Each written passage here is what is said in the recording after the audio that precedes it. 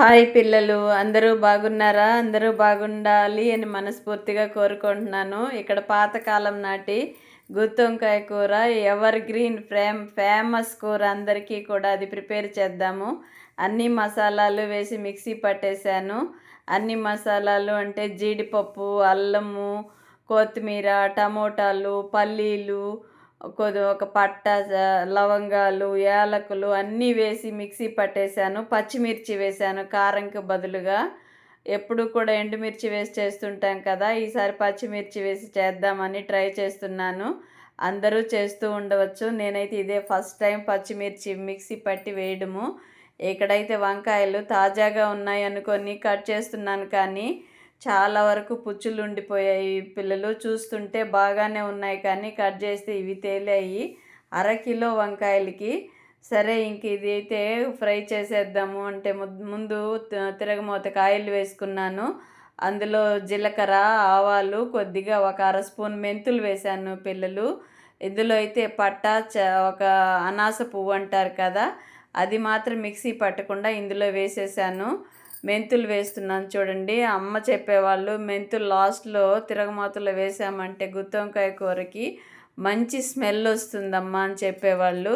ఎక్కడైతే రైస్ పెట్టేశాను, అవి తిరగమాత, ఆవాలు అవన్నీ వేగుతూ ఉండగానే కరివేపాకు వేశాను, కొత్తిమీర మిక్సీ పట్టేశాను, అందులోనే వేసేసాను. ధనియాల పొడి కూడా కొద్దిగా వేశాను పిల్లలు. గరం మసాలా, ధనియాల పొడి, వంకాయ కూరకి వేసే అన్ని దినుసులు వేసేసాను.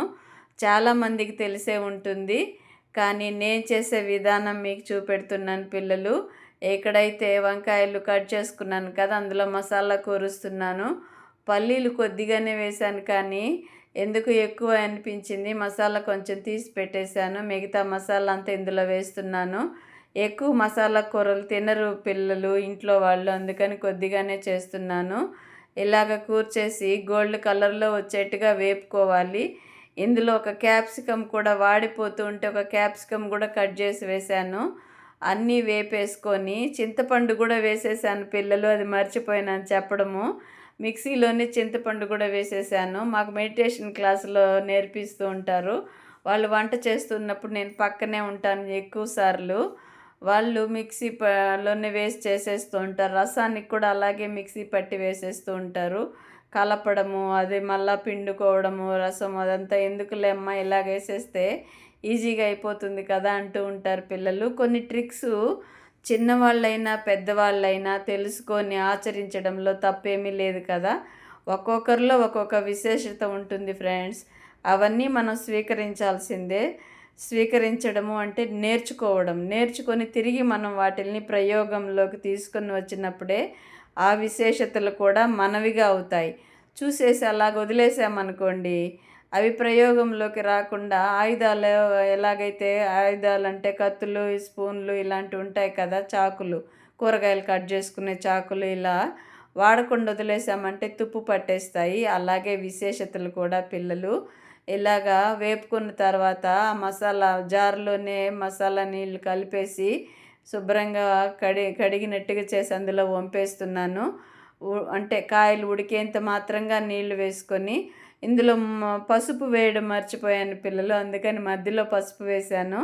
విశేషతల గురించి చెప్తూ కూరలో ఏం వేశాను అనేది చెప్పడం మర్చాను. అయినా చూస్తూ ఉన్నారు కదా, నాకంటే ఎక్స్రే కళ్ళు మీకు.